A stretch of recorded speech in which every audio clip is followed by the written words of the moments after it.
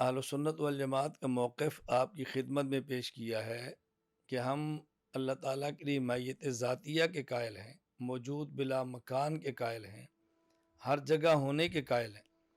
اس موقع پر آپ کی خدمت میں 30 دلائل پیش کیے ہیں، 13 آیات، 9 احادیث اور 8 عقلی دلائل۔ اب ہمارے مسلک پر، ہمارے موقع پر جو اعتراضات ہیں ان کے جوابات میں آپ کی خدمت میں تفصیل کے ساتھ پیش کرتا ہوں، اعتراضات بھی سمجھیں اور جوابات بھی سمجھیں تاکہ موقع میں مزید نکھار پیدا ہو۔ جتنے بھی اعتراضات ہوں گے ان اعتراضات کے جوابات سمجھنے سے پہلے تمہید میں چند ایک باتیں سمجھ لیں، انشاءاللہ الجھنیں ساری ختم ہو جائیں گی۔ بنیادی طور پر ایک بات سمجھیں، اگر ایک چیز کا جسم ہو اس کا حکم الگ ہے، اور اگر وہی چیز ہو اور اس کا جسم نہ ہو تو اس کا حکم الگ ہے۔ یہ ایک نقطہ سمجھ لیں گے، اعتراضات سارے کے سارے دور ہو جائیں گے اور مائیت ذاتیہ کے بارے میں ہونے والی غلط فہمیاں وہ سب ختم ہو جائیں گی۔ یہ بنیادی نقطہ سمجھ لیں، ایک ہی چیز جسم والی ہو تو حکم الگ ہے، وہی چیز اگر بغیر جسم کے ہو تو حکم الگ ہے۔ میں اس پر کئی ایک مثالیں پیش کرتا ہوں بات سمجھانے کے لیے۔ مثلا اگر ایک جگہ ہے اور اس میں 10 کتابوں کی جگہ ہے، مثلا ایک کتاب کا حجم 2 انچ ہے اور اس میں آپ 10 کتابیں رکھ سکتے ہیں، 20 انچ جگہ ہے۔ اب وہاں اگر آپ ایک کتاب نکال کر قرآن مجید رکھنا چاہیں تو کیسے رکھیں گے؟ ایک کتاب نکالیں اور وہاں قرآن کریم رکھ دیں۔ مثال کے طور پہ دیکھیں، یہ الماری ہے، اس کے اندر 1 2 3 4 5 6 20 انچ جگہ ہے، 2 انچ ایک کتاب کا حجم ہے اور آپ نے 10 کتابیں رکھی۔ اب اگر قرآن کریم رکھنا چاہیں تو ایک کتاب نکالیں گے اور دوسری رکھ دیں گے، اور جب تک آپ ایک کتاب نکالیں گے نہیں قرآن کریم نہیں رکھ سکتے۔ لیکن یہی قرآن کریم جب انسان کے دل اور دماغ میں رکھا جاتا ہے، محفوظ ہوتا ہے، تو وہاں ایسا نہیں ہوتا کہ آپ دماغ سے کوئی چیز نکال لیں پھر قرآن رکھیں، دل سے کوئی نکالیں اور پھر رکھیں۔ وجہ وہ قرآن کریم جو مصحف کی صورت میں الماری میں رکھ رہے ہیں وہ جسم والا ہے، اور وہی قرآن کریم جو دل اور دماغ میں محفوظ ہو رہا ہے وہ بغیر جسم کے۔ تو جب جسم کے ساتھ تھا تو حکم اور تھا، اور جب بغیر جسم کے تھا تو حکم اور ہو گیا۔ مثال نمبر 2، اگر کوئی شخص بیت الخلاء میں جائے، قرآن کریم مصحف اور ہاتھ میں لے کر جائے، بے ادبی ہے، ٹھیک نہیں ہے۔ لیکن اگر کوئی شخص جو قرآن کا حافظ ہے، اس کے سینے میں دماغ میں قرآن محفوظ ہے، وہ بیت الخلاء میں جا رہا ہے، قرآن اس کے ساتھ جا رہا ہے، یہ بے ادبی نہیں۔ کیوں؟ جو قرآن ہاتھ میں مصحف کی صورت میں پکڑا ہے یہ جسم والا ہے، اور جو دل اور دماغ میں محفوظ ہے وہ بغیر جسم کے ہے۔ جب یہی قرآن جسم کے ساتھ تھا تو حکم اور ہوا، اور جب یہ بغیر جسم کے ہوا تو حکم اور ہوا۔ مثال نمبر 3، اگر کوئی عالم، کوئی استاد سبق پڑھا رہا ہے، کرسی پر بیٹھا ہوا ہے، اور آپ نیچے قرآن کریم رکھ دیں، مصحف اور آپ نیچے رکھ دیں، یہ بے ادبی ہے۔ لیکن اگر استاد جو حافظ نہیں، وہ کرسی پر بیٹھ کے سبق پڑھا رہا ہے اور نیچے ایسا شاگرد بیٹھ جائے جو قرآن کا حافظ ہے، اس کے دل دماغ میں قرآن محفوظ ہے، یہ بے ادبی نہیں۔ کیوں؟ جو قرآن مصحف کی صورت میں ہے وہ جسم والا ہے، وہ نیچے ہو تو بے ادبی ہے، اور وہ قرآن جو دل و دماغ میں ہے وہ بغیر جسم کے ہے۔ اگر وہ قرآن سینے اور دماغ میں رکھ کر کوئی حافظ نیچے بیٹھ جائے، یہ بے ادبی نہیں ہے۔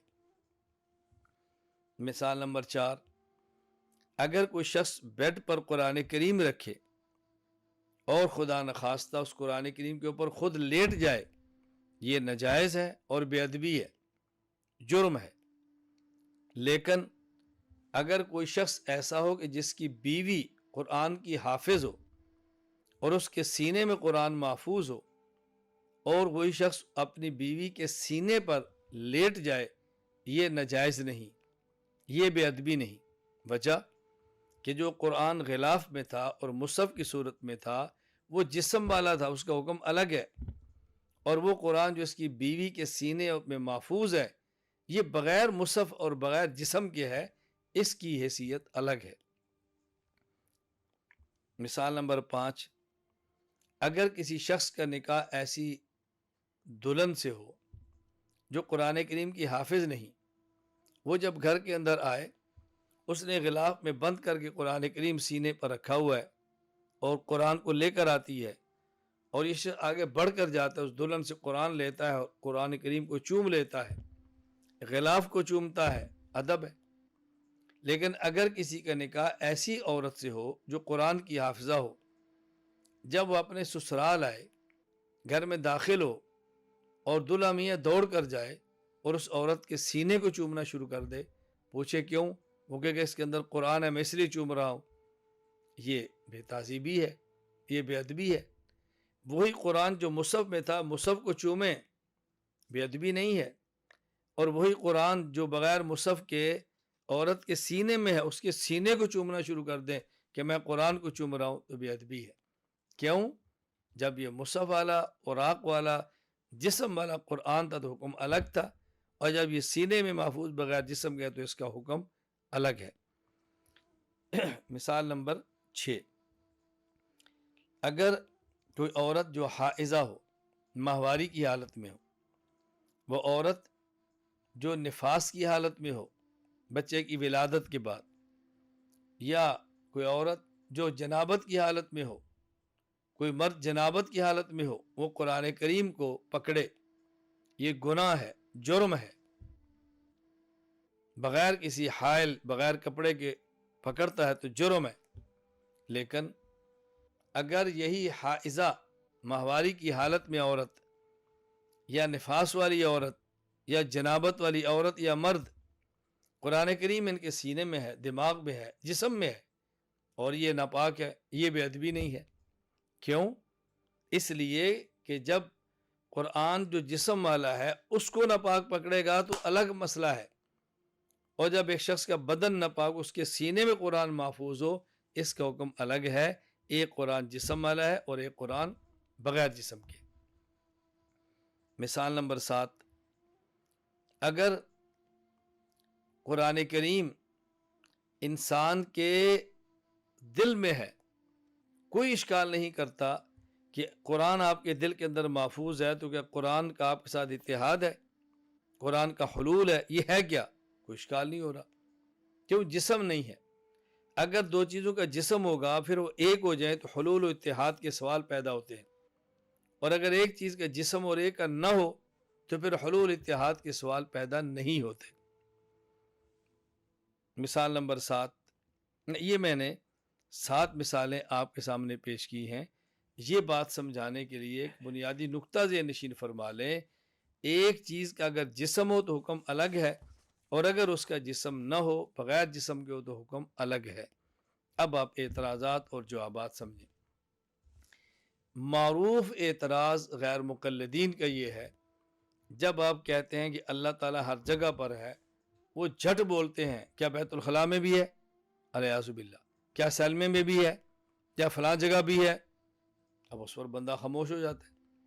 اگر کہے نہیں ہے تو تمہارا دعویٰ تھا اللہ ہر جگہ ہے، وہ دعویٰ ٹوٹ گیا۔ اگر آپ کہتے ہیں ہے تو انسان کی زبان جل جائے، کیسے کہ اللہ تعالیٰ بیت الخلاء میں ہے؟ انسان کہہ نہیں سکتا، کیسے کہے؟ تو وہ فوراً یہ جھٹ سے سوال کرتے ہیں بتائیں اللہ تعالیٰ بیت الخلاء میں ہے یا نہیں۔ اب آپ اس کے جوابات سماعت فرمائیں۔ اس تمہید کے بعد جواب سمجھنا بہت آسان ہوگا۔ ہم نے کہا یہ اعتراض تب ہوگا جب اللہ تعالیٰ وجود بمعنی جسم کے ساتھ ہو، بغیر جسم کے معنی تو کوئی اعتراض نہیں۔ جس طرح قرآن کریم کو بیت الخلاء میں لے کر جائیں تو اعتراض ہے، لیکن اگر حافظ کے سینے میں اور حافظ بیت الخلاء میں چلا جائے تو کوئی اعتراض نہیں۔ مجھ سے غیر مقلد نے پوچھا کہ اللہ تعالیٰ بیت الخلاء میں بھی ہے؟ میں نے اسے پوچھا تم قرآن کے حافظ ہو؟ کہا جی ہاں۔ میں نے کہا قرآن تمہارے سینے میں موجود ہے؟ کہا جی نہیں۔ میں نے کہا محفوظ ہے؟ کہتے جی ہاں۔ میں نے کہا تو صحیح غیر مقلد ہے۔ کہا جی وہ کیسے؟ میں نے کہا جس میں عقل کا ذرہ نہ ہو وہ صحیح غیر مقلد ہوتا ہے۔ کیا مطلب؟ میں نے کہا جب محفوظ موجود نہیں تو محفوظ کیسے؟ بھئی پہلے چیز موجود ہوتی ہے تو پھر محفوظ ہوتی ہے۔ کوئی بندہ کہ میری جیب میں پیسے موجود نہیں لیکن محفوظ ہیں، میرے گھر میں گندم موجود نہیں لیکن محفوظ ہے، کیسے ہو سکتی ہے؟ پہلے موجود ہوگی تو محفوظ ہوگی نا۔ جی مجھے سمجھ آ گئی بات۔ میں نے کہا الحمدللہ۔ میں نے کہا تمہارے سینے میں قرآن موجود ہے؟ کہا جی ہاں۔ میں نے کہا بیت الخلاء میں قرآن کو لے کر جانا جائز ہے؟ کہا جی نہیں۔ میں نے کہا تم بیت الخلاء جاتے ہو؟ کہا جی ہاں۔ میں نے کہا جب تم بیت الخلاء میں جاؤ سینہ پھاڑ کے قرآن باہر رکھ کے پھر جاتے ہو؟ کہا جی نہیں۔ میں نے کہا کیوں؟ کہا جی میرے سینے میں قرآن موجود ہے مگر بغیر جسم کے ہے۔ میں نے کہا اسی طرح اللہ ہر جگہ موجود ہے مگر بغیر جسم کے۔ دوسرا جواب سمجھو، دیکھو رمضان المبارک ہر جگہ موجود ہے لیکن بغیر جسم کے ہے۔ اب اگر کوئی پوچھے جی رمضان برکت والا ہے؟ جی ہاں۔ بیت الخلاء میں بھی ہے؟ جی ہاں۔ تو بیت الخلاء میں برکت کیسے؟ ہم انہیں کہیں گے دیکھو ایک چیز جسم والی ہو تو حکم الگ ہے، بغیر جسم والی ہو تو حکم الگ ہے۔ جس طرح رمضان برکت والا ہے اور ہر جگہ پر ہے بغیر جسم کے ہے، اللہ کی ذات ہر جگہ پر ہے اور بغیر جسم کے۔ میں بحرین میں تھا، مجھے غیر مقلد ملا، رمضان کا مہینہ تھا، تو مجھے کہتے ہیں کیا اللہ بیت الخلاء میں بھی ہے؟ میں نے کہا مہینہ کون سا ہے؟ کیا رمضان والا؟ میں نے کہا رمضان ببرکت ہے؟ مجھے کہتے جی ہاں۔ تو میں نے کہا یہ رمضان صرف مسجد کے اندر ہے یا رمضان اس دفتر کے اندر بھی ہے اور رمضان بیت الخلاء کے اندر بھی ہے؟ کہا جی اب کیسی بات کرتے ہیں؟ میں نے کہا رمضان مبارک ہے نا، تو رمضان مسجد میں ہوتا ہے یا بیت الخلاء میں بھی ہوتا ہے؟ کہا جی وہ تو ہر جگہ ہوتا ہے۔ تو میں نے کہا ببرکت رمضان بیت الخلاء میں کیسے؟ کہا جی اس کا کوئی جسم ہے۔ میں نے کہا اسی طرح اللہ کا کوئی جسم ہے۔ تمہیں اشکالات اس لیے پیدا ہو رہے ہیں تم اللہ کو بالجسم مانتے ہو جبکہ اللہ تعالیٰ بلا جسم۔ جواب نمبر 3، ایک ضابطہ یاد رکھ لیں، اگر کسی چیز کو تفصیلاً بیان کریں تو بے ادبی ہے، اگر اسی چیز کو اجمالاً بیان کریں تو ادب ہے۔ ایسے بھی ہوتا ہے، یعنی بعض چیزوں کو تفصیل سے بیان کریں گے تو بے ادبی ہوگی اور اجمالاً بیان کر دیں گے تو ادب ہوگا۔ میں مثالیں دیتا ہوں۔ قرآن کریم سورۃ الاحزاب آیت نمبر 72، وَحَمَلَهَا الْإِنسَانُ إِنَّهُ كَانَ ظَلُومًا جَهُولًا، انسان اس بوجھ کو اٹھایا، انسان بڑا ظالم اور نادان ہے۔ اب اگر کوئی شخص کہ جی سب سے پہلے انسان کون تھے؟ آدم۔ سب سے افضل انسان کون ہے؟ رسول اللہ صلی اللہ علیہ وسلم۔ کوئی جو قرآن تو کہہ رہا ہے انسان ظالم ہے اور انسان نادان ہے، کیا تم صحابی کو نبی کو کہہ سکتے ہو؟ نہیں کہہ سکتے۔ تو یہ کہنا کہ انسان نادان ہے یہ ٹھیک ہے، اور ایک ایک انسان کو تفصیلاً کہے نادان تو یہ صرف بے ادبی نہیں ہے بلکہ کہ کفر بھی آ جائے گا۔ پیغمبر کو یہ کہنا نادان ہے، پیغمبر کو کہنا یہ ظالم ہے۔ میں اس لیے بات کہتا ہوں کہ ویسے کہنا ہے کہ انسان ظالم اور نادان ہے ٹھیک ہے، لیکن افراد انسانی میں سے ہر فرد کو گن کر یہ بات کہنا یہ ٹھیک نہیں۔ بات اچھی طرح سمجھیں تو بعض چیزیں اجمالاً ٹھیک ہوتی ہیں لیکن وہ تفصیلاً ٹھیک نہیں ہوتی، بے ادبی ہوتی ہے۔ دوسری مثال سمجھیں، کوئی شخص نکاح پڑھاتا ہے اور بڑے خاندان کی بیٹی ہے، باپ اپنے داماد سے کہہ دے یا نکاح خان مولانا اس بچے سے کہہ دیں بھی اس بچی کے حقوق کا خیال کرنا ادب ہے، بہت اچھی بات ہے، تہذیب ہے، لیکن ایک ایک حقوق کو گنوانا شروع کرے، اس بچی کے ساتھ یہ بھی کرنا، یہ بھی حق ہے، یہ بھی حق ہے، مجھے وہ حقوق گنواتے بھی حیا محسوس ہوتی ہے۔ کیسے ہو سکتا ہے؟ یہ کہنا کہ اس دلہن کے حقوق ادا کرنا بہت اچھی بات ہے اور حقوق گنوانا شروع کریں، وہ بھی مجمع میں، مسجد میں، مرد بھی سن رہے ہیں عورتیں بھی سن رہی ہیں اور ایک ایک حق گنوائیں، اس کا یہ بھی حق ہے، یہ بھی حق ہے، یہ خلاف ادب ہے۔ مثال نمبر 3، کوئی شخص یہ کہے کہ سر کے بال سے لے کر پاؤں کے ناخن تک پورے جسم کا خالق اللہ ہے، ادب ہے۔ اب ایک ایک عضو کا نام لینا شروع کرے، سر کا خالق، سینے کا خالق، پیٹ کا خالق، اگلے اعضاء کو گننا شروع کرے اور مجمع عام میں شروع کرے، مرد بھی سنیں عورتیں بھی سنیں، یہ بے ادبی اور بد تہذیبی ہے۔ مثال نمبر 4، کوئی شخص یہ کہے ہر چیز کا خالق اللہ ہے، ادب ہے، اور چیزیں گننی شروع کرے، مسجد میں بیٹھا ہو، قرآن کریم سامنے ہو، تفسیر ہو رہی ہو، اور کہ جی پخانے کا خالق بھی ہے، پیشاب کا خالق بھی ہے، یہ بے ادبی ہے۔ تو بعض چیزیں ایسی ہیں تفصیلاً بیان کریں تو بے ادبی ہے، اجمالاً بیان کریں تو ادب ہے۔ اسی طرح یہ کہیں کہ اللہ ہر جگہ ہے، یہ ادب ہے، اور جگہ گنوانی شروع کریں، یہ بے ادبی ہے۔ اور بعض اتنے بد تہذیب ہوتے ہیں، وہ یوں کہنا شروع کرتے ہیں اللہ ہر جگہ پر ہے، دیکھو کہ میری کرسی کے نیچے تو نہیں ہے، الیاذ باللہ الیاذ باللہ۔ انسان کو اپنے ایمان کا جائزہ لینا چاہیے، میں کون سے جملے کہہ رہا ہوں۔ تیسرا اعتراض سے پہلے ایک چھوٹی سی تمہید سمجھ لیں۔ وہ تمہید کیا ہے؟ ایک ہوتا ہے اتحاد اور ایک ہوتا ہے حلول۔ دو چیزوں کا ایک ہونا کہ ہر ایک کا وجود باقی رہے، اتحاد ہے۔ جیسے آپ آملیٹ بنائیں، دو یا کئی ایک چیزوں کا ایک ہونا، اس طرح مل جانا، دو یا دو سے زائد چیزوں کا اس طرح مل جانا کہ ہر ایک کا وجود باقی رہے، اتحاد ہے۔ مثلا آپ نے آملیٹ بنایا، انڈا، ٹماٹر، پیاز، ہری مرچ، گھی، بہت ساری چیزیں ڈالی، ان کو ایک کر دیا، ہر ایک کا وجود بھی ہے۔ اور دو یا دو سے زائد چیزوں کا اس طرح ایک ہو جانا کہ ایک کا وجود ختم ہو جائے، یہ حلول ہے۔ مثلا دودھ میں چینی کو ڈالا، چینی اپنا وجود ختم کر کے دودھ کے اندر مل گئی، تو یہ حلول ہے۔ ایک ہے اتحاد اور ایک ہے حلول۔ اعتراض کیا ہے؟ جب آپ اللہ کو ہر جگہ مانتے ہیں تو اللہ ہر جگہ ہے، تو اللہ کا جگہ کے ساتھ اتحاد ہے یا حلول ہے؟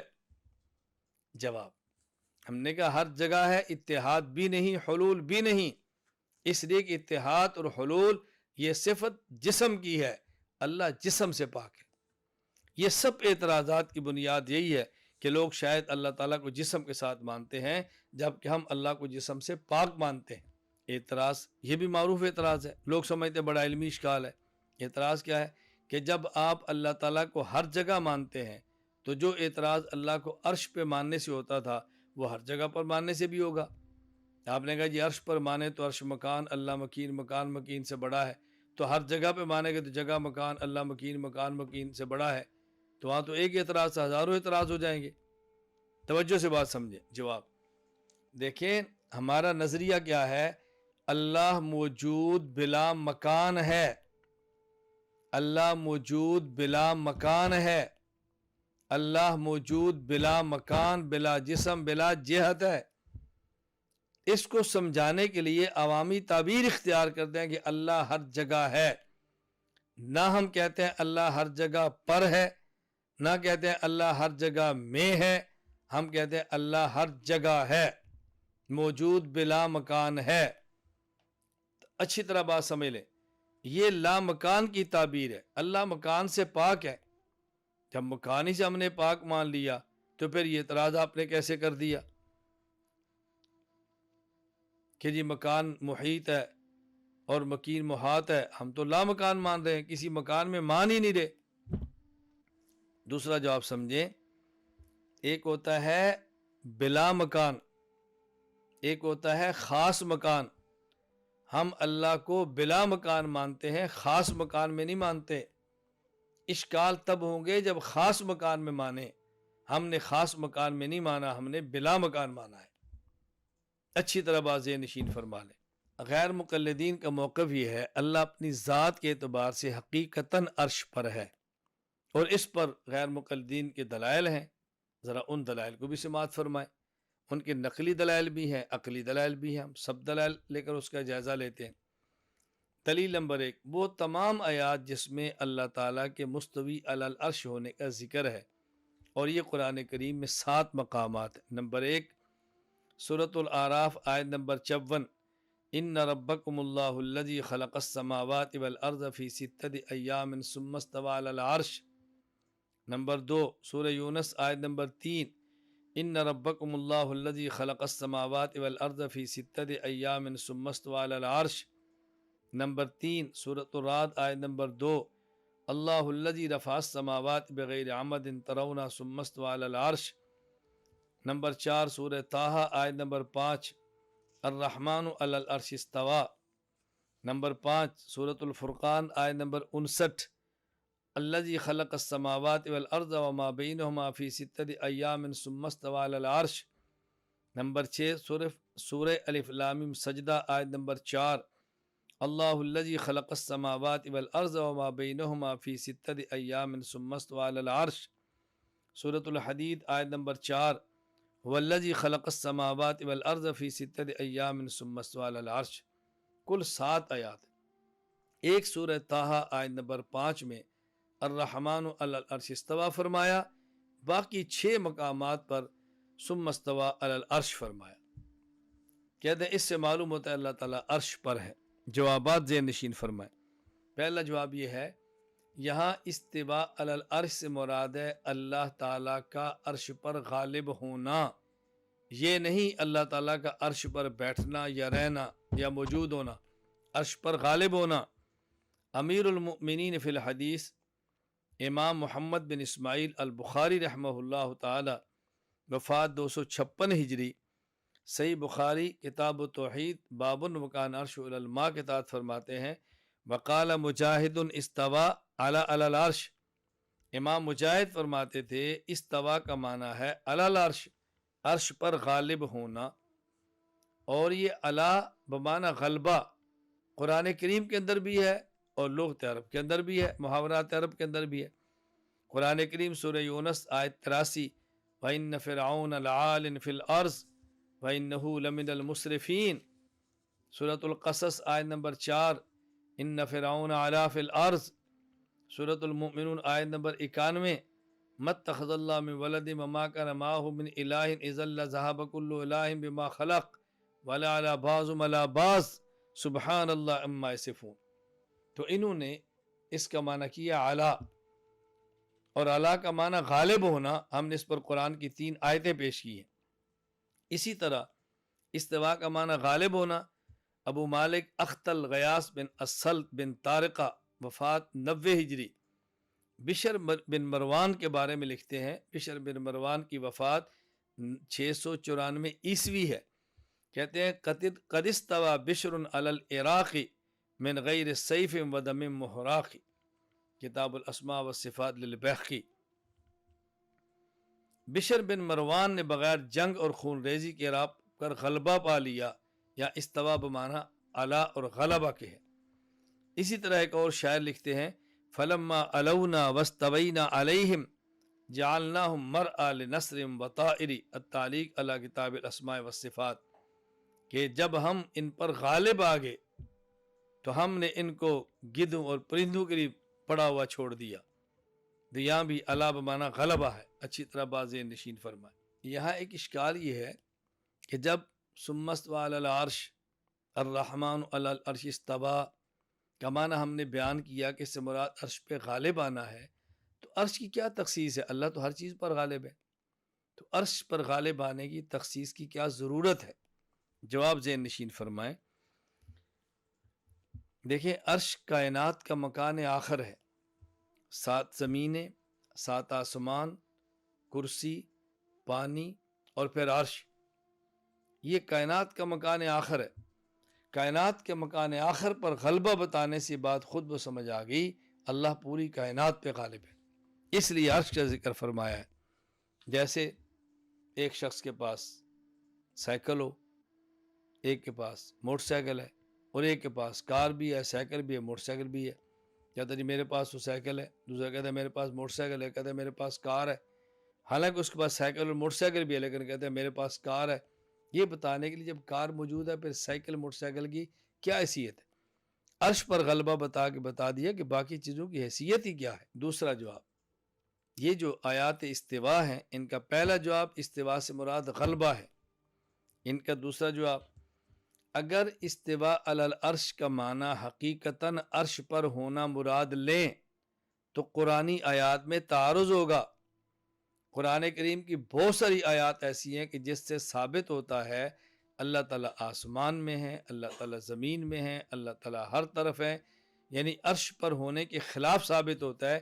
تو اگر یہ ہم کہیں کہ اس سے مراد عرش پر ہونا ہے تو آیات قرآنیہ میں تعارض ہوگا. اور قرآن میں تعارض نہیں ہے۔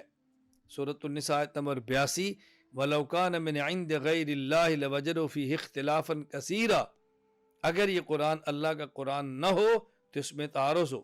تعارض نہ ہو اس بات کی دلیل ہے کہ اللہ کا قرآن ہے۔ کتنی آیات ہے جیسے ثابت ہوتا ہے اللہ عرش کے علاوہ اور جگہوں پر ہے۔ مثلا سورہ البقرہ آیت نمبر 115، وَلِلَّهِ الْمَشْرِقُ وَالْمَغْرِبُ فَأَيْنَمَا تُوَلُّوا فَثَمَّ وَجْهُ اللَّهِ۔ سورہ قاف آیت نمبر 16، وَنَحْنُ أَقْرَبُ إِلَيْهِ مِنْ حَبْلِ الْوَرِيدِ۔ سورہ ملک آیت نمبر 16، آمنتم من فی السماء۔ اس لیے یہ ماننا پڑے گا، ان آیات کا معنی یہ نہیں اللہ تعالیٰ عرش پر ہے۔ جواب نمبر 3، سب سے بہترین یہ ہے کہ جواب یہی دیا جائے کہ جن آیات میں استواء علی العرش کا ذکر ہے یہ متشابہات میں سے ہے، اس کا معنی حقیقی اللہ کے علاوہ کوئی نہیں جانتا، اس لیے اس میں قرید کرنے کی ضرورت نہیں۔ کیوں حقیقی معنی آپ بیان کریں گے تو اس پہ اشکالات پیدا ہوں گے، حقیقی معنی چھوڑ دیں کوئی اشکال پیدا نہیں ہوگا، اعتراضات سب ختم ہو جائیں گے۔ غیر مقلدین کی دوسری دلیل نمبر 2، وہ تمام آیات ہیں جن سے بظاہر اللہ تعالیٰ کا جہت علو کی طرف ہونا ثابت ہوتا ہے۔ مثلا آیت نمبر 1 سورۃ النساء آیت نمبر 58، بل رفعہ اللہ الیہ، اللہ نے عیسیٰ علیہ السلام کو اپنی طرف اٹھایا، اور ظاہر اوپر اٹھایا ہے، اس سے معلوم ہوتا ہے کہ اللہ تعالیٰ اوپر ہے۔ امام ابو عبداللہ محمد بن احمد القرطبی رحمہ اللہ فات 671 ہجری، الجامع لاحکام القرآن للقرطبی اپنی تفسیر میں فرماتے ہیں، ای الی السماء واللہ تعالی متعال عن المکان، اپنی طرف سے مراد بلندی کی طرف ہے، وگرنہ اللہ تعالیٰ مکان سے پاک ہیں۔ حضرت امام فخر الدین رازی رحمہ اللہ، اللہ اکبر، حضرت امام فخر الدین رازی رحمۃ اللہ علیہ تفسیر کبیر برفع اللہ علیہ کے تحت بہت پیاری بات ارشاد فرماتے ہیں۔ امام رازی فرماتے ہیں، المراد الرفع الى موضع لا یجری فیہ حکم غیر اللہ، اللہ اکبر، اس سے مراد ہے اللہ نے ایسے مقام کی طرف اٹھایا جہاں اللہ کے علاوہ کسی اور کا حکم نہیں چلتا، یہ مطلب ہے۔ امام رازی کے اس جواب کو سمجھنے کے لیے ایک تمہید اور ایک بنیاد سمجھنی بہت ضروری ہے، وہ یہ کہ دنیا میں جتنی بھی چیزیں ہیں ہر چیز پر حقیقی اختیار اللہ کا ہے، اور ظاہری اختیار بعض چیزوں پر اللہ اپنے پاس رکھتے ہیں اور بعضوں میں ظاہری اختیار اللہ بندے کو دے دیتے ہیں۔ جہاں حقیقی اور ظاہری اختیار دونوں اللہ اپنے پاس رکھیں وہاں نسبت اللہ کی طرف ہوتی ہے، اور جہاں حقیقی اختیار اپنے پاس رکھ کے ظاہری اختیار بندے کو دے دیں تو وہاں نسبت بندے کی طرف ہو جاتی ہے۔ اس پر مثالیں سماعت فرمائیں۔ نمبر 1، اگر آپ کسی شخص کے یہاں ملنے کے لیے گئے اور گھر سے بچہ نکلا، آپ نے پوچھا ابو جان کہاں ہیں؟ وہ کہتا ہے جی لاہور گئے ہیں۔ آپ نے پوچھا دادا ابو کہاں ہیں؟ کہتا اللہ میاں کے پاس ہے۔ اللہ میاں کے پاس کا معنی کہ فوت ہو گیا، قبرستان میں۔ تو ایک شخص کے بارے میں کہنا کہ لاہور گئے ہیں، دوسرے کے پاس اللہ میاں کے پاس گئے، دونوں میں فرق کیا ہے؟ وہ جو اللہ میاں کے پاس گیا ہے نہ مرضی سے گیا ہے نہ مرضی سے آئے گا تو نسبت اللہ کی طرف ہوگی، اور جو لاہور گئے مرضی سے گئے ہیں مرضی سے آئے ہیں تو نسبت ان کی طرف ہے کہ وہ لاہور گئے ہیں، اور وہ کہاں پر ہے؟ اللہ میاں کے پاس ہے۔ اچھا، مثال نمبر 2، اگر کوئی شخص ایک کنال کا پلاٹ خریدے، 15 مرلے پر مکان بنا لے، 5 مرلے پر مسجد بنا لے، اس شخص کا نام ہے عبداللہ، کہتے ہیں یہ گھر کس کا ہے؟ بھائی عبداللہ کا ہے۔ یہ گھر کس کا ہے؟ اللہ کا ہے۔ ایک ہی آدمی نے ایک کنال جگہ خریدی، 15 مرلے پر اپنا مکان، 15 پر اللہ کا گھر، ایک کو اس کا گھر کہتے ہیں عبداللہ کا اور ایک کو اللہ کا گھر کہتے ہیں۔ فرق اس لیے کہ جو گھر اس نے اپنے لیے بنایا اس میں اختیارات اس کے ہیں، اور جو گھر اللہ کا بنایا وہ اس کو بیچنے کا، تبدیل کرنے کا، شفٹ کرنے کا اختیار اس کا ختم ہو گیا، اس کی نسبت اللہ کی طرف ہو گئی۔ بہت ساری مثالیں ہیں۔ ایک اور مثال، آپ سفر پہ گئے تھے، واپس آئے، کیا ہوا؟ الحمدللہ اللہ نے کرم کیا، گاڑی بہت اچھی تھی، ڈرائیور بہت اچھا تھا، بڑے وقت پہ چلے تھے، پہنچ گئے، اور خدا نخواستہ راستے میں ایکسیڈنٹ ہو گیا، بہت سارے بندے مر گئے، گاڑی ٹوٹ گئی اور آپ بچ گئے۔ کیا ہوا؟ بس اللہ ہی نے پہنچایا ہے، اللہ ہی نے پہنچایا، کوئی صورت نہیں تھی۔ کیوں؟ پہلے ظاہری اسباب آپ کے ساتھ تھے تو یہ نہیں کہہ رہے اللہ ہی نے پہنچایا، اور جب ظاہری اسباب ختم ہو گئے اب آپ کہتے ہیں اللہ ہی نے پہنچایا ہے۔ اچھی طرح بات نشین فرما لیں۔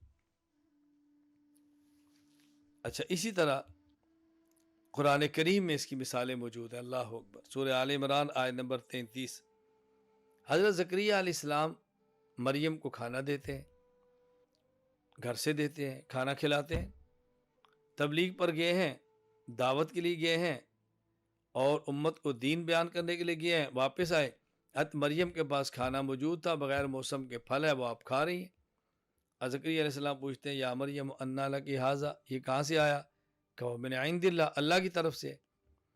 تو جو روزانہ زکریا علیہ السلام دیتے ہیں وہ بھی تو من عند اللہ ہے، آج کا کھانے کو من عند اللہ کیوں فرما رہی ہیں؟ کیوں؟ جو روزانہ کھانا آتا ہے اس میں زکریا علیہ السلام کے اختیار کو دخل تھا، آج جو کھانا ہے کسی کے اختیار کو دخل نہیں، تو نسبت اللہ کی طرف ہوگی۔ اسی طرح سورہ آل عمران آیت نمبر 19، ان الدین عند اللہ الاسلام، دین اللہ کے یہاں اسلام ہے۔ دیکھو دین ہمارے یہاں بھی اسلام ہے، اللہ کے یہاں بھی اسلام ہے، تو ان الدین عند اللہ کیوں فرمایا؟ اس لیے کہ دین میں کسی شخص کو تبدیلی کا کوئی حق حاصل نہیں۔ مشرکین مکہ نے کہا تھا ائت بقرآن غیر ھذا وبدل، پیغمبر تغییر یا تبدیل فرما دے، فرمایا قل ما یکون لی ان ابدلہ من تلقاء نفسی، اس دین کو میں محمد بھی بدلنا چاہوں تو نہیں بدل سکتا، کیونکہ کسی انسان کے اختیار نہیں ہے، تو نسبت اللہ کی طرف۔ اسی طرح سورہ آل عمران آیت نمبر 169، لا تحسبن الذین قتلوا فی سبیل اللہ امواتا بل احیاء عند ربهم یرزقون، ان کو اللہ کے پاس رزق ملتا ہے۔ اللہ کے پاس کا معنی کیا ہے؟ اسی قبرستان میں ہے، اور اگر جنت میں ہے تو اللہ صرف جنت میں تو نہیں ہے، اللہ تو ہر جگہ ہے، اور جو لوگ اللہ کو ہر جگہ مانتے ہیں، نہیں مانتے، وہ بھی عرش پہ مانتے ہیں، جنت پہ تو نہیں مان رہے۔ عند ربهم کا معنی کیا ہے؟ یعنی دنیا میں انسان کو جو رزق ملتا ہے، انسان کی محنت ہوتی ہے اس میں، اور وہاں جو رزق مل رہا ہے اس میں انسان کے اختیار کو کوئی دخل نہیں ہے، تو اس کی نسبت اللہ کی طرف فرما دی، عند ربهم، اللہ کے پاس ان کو رزق ملتا ہے۔ اب دیکھیں جواب سمجھنا کتنا آسان ہو گیا، اب جواب میں الجھنیں ختم ہو گئی نا۔ اللہ اکبر۔ المراد الرفع الى موضع لا يجري فی حکم غیر اللہ۔ ہاں ایک مثال اور بھی دیکھیں، سورۃ الفرقان آیت نمبر 46، ثم قبضناہ الینا قبضا یسیرا، پھر آہستہ آہستہ اس سائے کو ہم اپنی طرف سمیٹ لیتے ہیں۔ کیوں؟ حکیم الامت مولانا اشرف علی تھانوی رحمہ اللہ وفات 1362 ہجری بیان القرآن تفسیر میں لکھتے ہیں، چونکہ اس کا غائب ہونا محض قدرت الہیہ سے بلا شرکت غیر ہے، اور باوجود غیبوبت عن الحس کے علم الہی سے غائب نہیں، اس لیے الینا فرمایا گیا۔ اب امام راضی کا جواب سنیں، المراد الرفع الی موضع لا یجری فی حکم غیر اللہ، ہم نے عیسیٰ علیہ السلام کو ایسی جگہ کی طرف اٹھا لیا جہاں ظاہری اختیار بھی اللہ کے علاوہ کسی کا نہیں۔ تو یہ نہیں کہ اللہ نے آسمان پہ رکھا، اللہ آسمان پر ہے، اللہ تو ہر جگہ ہے۔ دنیا میں ظاہری اختیار بندوں کے ہیں، وہاں تو ظاہری اختیار بھی کسی کا نہیں، ایسے مکان کی طرف اٹھایا۔ جس طرح اللہ سائے کے بارے میں فرماتے ہیں ثم قبضناہ الینا قبضا یسیرا، ہم آہستہ سائے کو اپنی طرف سمیٹ لیتے ہیں۔ اب اس سے پھر کیا ثابت ہوگا کہ اللہ تعالیٰ اوپر نہیں بلکہ اللہ تعالیٰ ایک سائڈ پر ہے؟ نہ، دونوں کا معنی یہ ہے کہ اس میں بندے کا اختیار ختم ہے تو نسبت اللہ اپنی طرف فرما رہے ہیں۔ اچھا، اسی طرح ان کی دلیل نمبر 3، وَهُوَ الْقَاهِرُ فَوْقَ عِبَادِهِ، کہتے ہیں اللہ اپنے بندوں پر غالب ہے، اور غالب تبھی ہوگا جب اوپر ہو۔ حالانکہ یہ بہت یعنی عجیب سی دلیل لگتی ہے، کیسے دلیل دے دی ہے؟ یہاں غلبے سے مراد غلبہ مکانیہ تو نہیں ہے، یا تو فوقیت مکان توڑا ہی ہے، یا تو قہر مراد ہے، اللہ کی طاقت اور قوت مراد ہے، فوقیت مرتبہ مراد ہے۔ امام ابو عبداللہ محمد بن احمد الانصاری القرطبی رحمہ اللہ وفات 671 ہجری الجامع احکام القرآن اپنی تفسیر فرماتے ہیں بمعنی فوق عبادی فوقیت الاستعلاء بالقہر والغلبۃ علیہم ایہم تحت تسخیرہ لا فوقیت مکان۔ فوق عبادی کا معنی ہے کہ اللہ رب العزت کا اپنے بندوں پر برتری اور غلبہ، یعنی بندے اللہ کے حکم کے پابند ہیں۔ اس سے مراد یہ نہیں کہ اللہ مکان کے اعتبار سے اوپر ہے۔ کما تقول السلطان فوق رعیتی ای بالمنزلۃ والرفعہ، یہ ایسے جیسے آپ کہیں کہ بادشاہ اپنی رعایا سے اونچا ہے۔ اس کا معنی یہ ہوتا ہے کہ بادشاہ اپنی رعایا سے مقام و مرتبہ کے لحاظ سے اوپر ہے۔ بڑی آسان سی بات ہے۔ دلیل نمبر 4 سورہ فاطر آیت نمبر 10 الیہ یصعد الکلم الطیب